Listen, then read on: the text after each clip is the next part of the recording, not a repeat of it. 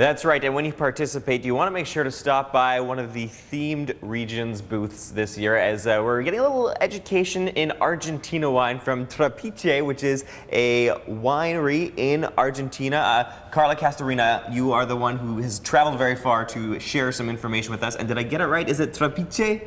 Yes, the right pronunciation. Yeah, it's okay. almost. It took all morning, and now I'm starting to fit in a little bit better. Tell us a little bit about the winery. Give us some context in the history of your winemaking. So Trapiche is located in Mendoza, which is the main wine region in Argentina. It's concentrated 70% of the whole production. And Trapiche was established in 1883. So one of the strengths of Trapiche is being a long time making wine. Wow. One of the largest history in Argentina, so that's making it one of the most prestigious and experienced winery from Argentina. Okay, so you guys have been at this quite a long time, so you know what you're doing. Let's talk a little bit about the process in modern day. How do you guys make sure that the bottles of wine that you're sending out meet your high standards? So the first thing is to select the vineyard, the right location. So depending on the wine style, we will go for and source the grape from one vineyard or another one. Also, that depends on the grape variety. So we look for the best location, the best soil. And also we consider the yield per hectare depending on the wine style and the wine type. So first we select the vineyard, then we receive the grapes in the winery. Everything is hand-picked. Yeah, that sounds like it'd be so tedious. So you guys actually have people out there like inspecting individual grapes and taking each one to make sure it's perfect? Yes, yes, that's a hard work for the workers in the vineyards, and especially because it's summertime, it's very hot. But we consider for the high-end wines and the premium wine is the best way to assure that we have a good raw material in the winery. So the grapes are hand-picked, then what happens next? Then we put in a plastic case of 400 kilos.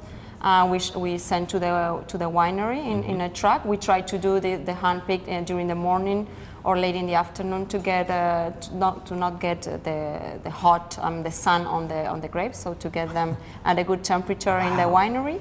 So we receive them.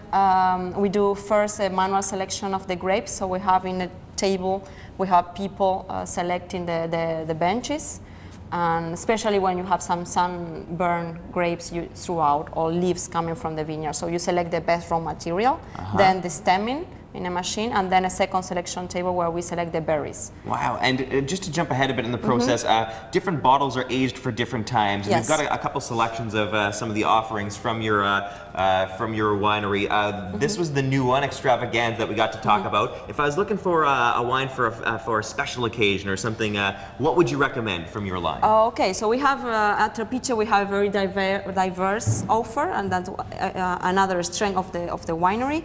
And for a special occasion, even though Malbec is our flagship grape, I would recommend this Cabernet Sauvignon. I love Cabernet Sauvignon, and we have been making Cabernet for longer than Malbec in Argentina.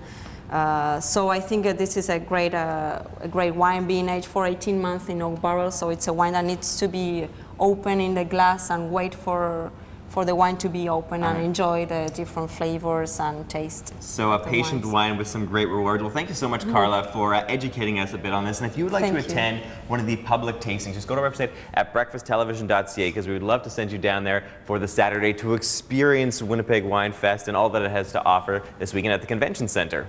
Well, and it's such a good cause, too, raising money for Special Olympics.